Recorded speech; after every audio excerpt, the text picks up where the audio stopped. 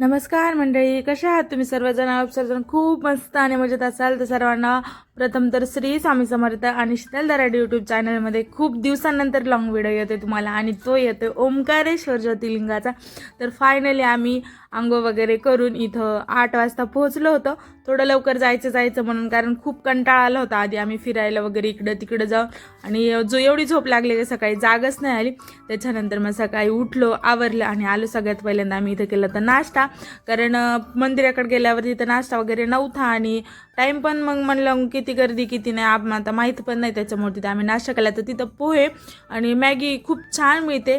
तर तुम्ही दुसरं काय खाण्याच्या ऐवजी मॅगी खाऊ शकता, मी तरी सांगाल. आणि चहा जो की तो कुल्हडमध्ये देतात तोच, साध्या कपामध्ये नाही. तर त्याच्यानंतर आहे ना आमचं चाललेलं का ब्रिजवरून जायचं का बोटनी जायचं, ब्रिजवरून जायचं का बोटनी जायचं. खूप विचारानंतर ठरलं का बोटनी जाऊया, कारण ब्रिजवरून तर म्हणजे चालायला लागत होतं थोडं जास्त, पण असं का बोटनी जाऊया आमचं असं ऑप्शन ठरलं का चांगलं म्हणजे मजा येईल बोटमध्ये. तर आम्ही बसलो होतं आणि खूप खोल पाणी असं ते दादा सांगत होते आणि खूप बोट होतं. आपण शेअरिंग बोट करून पण जाऊ शकतो किंवा असं पण घेऊन जाऊ शकतो. आणि या वेगवेगळ्या बोटीचे वेगवेगळे रेट आहेत. तर इथं पर पर्सन 150 होतं का सगळ्यांचे मिळून 150 होतं, मला आठवत नाही आता. तर आम्ही असं मस्तपैकी बोटमध्ये बसून चाललं होतं आणि खूप छान म्हणजे एक्साइटमेंट होती. का मेन म्हणजे मी हे सगळं व्हिडिओमध्ये आधी बघितलेलं यूट्यूबला वगैरे, आणि तो एक्सपिरियन्स मी जेव्हा करत होते तेव्हा खूप युनिक असं वाटत होतं.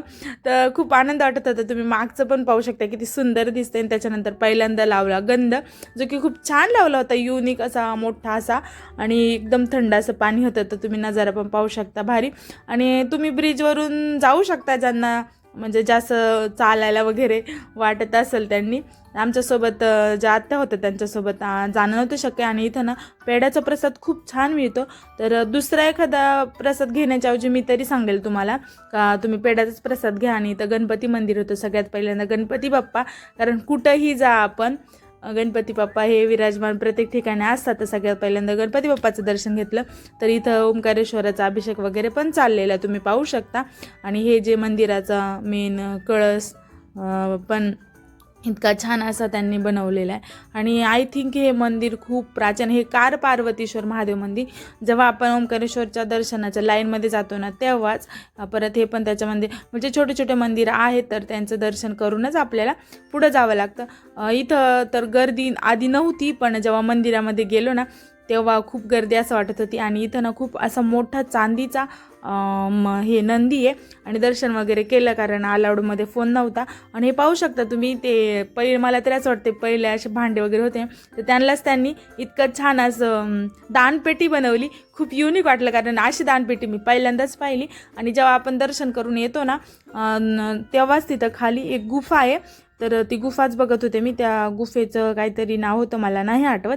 त्या गुफेमध्ये पण देव होते भरपूर सारे, तर तेच पाहत होते. आणि बाकी काही सामान वगैरे एक्स्ट्राचं ठेवलेलं, कदाचित ते जे विकायला बसतात ना त्यांचा असेल कदाचित. आणि त्याच्यानंतर मग आलो दर्शन वगैरे करून. मग मी इथं माझ्या मिस्टरांचे म्हणजे कारभाऱ्यांचे पाय वगैरे धुवून आशीर्वाद घेतला, कारण कोणत्याही तीर्थावर गेल्यावर आपल्या नवऱ्याचा पाय धुवून किंवा जे आपल्यासोबतचे मोठे व्यक्ती असतील त्यांचे पाय धुवून दर्शन घ्यायचं असतं.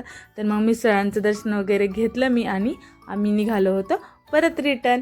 तर हा ब्रिज आहे ना खूप असा उंच दिसतो, पण एवढा उंच नाही आहे. त्याच्यानंतर मग आम्हाला जायचं होतं ममलेश्वर मंदिराकडे. तर तिथं हे जे ज्वेलरी वगैरे होती, आणि हे नर्मदेश्वर ज्योतिर्लिंग जे की याच्यामध्ये निघतात नर्मदा नदीमध्ये.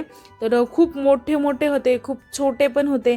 आता ते तर म्हणत होते का नर्मदा नदीमध्ये निघतात, पण मला तरी असं वाटते हा निघतात हे मला माहिती, पण एवढे गुळगुळी निघत असतील असं तरी नाही वाटत. का ते थोडे थोडे असे मशांनी केल्यासारखे वाटत होते. ब्रासलेट वगैरे, शंख हे पाहू शकतो तुम्ही, मोठे पण होते, खूप असे मोठे.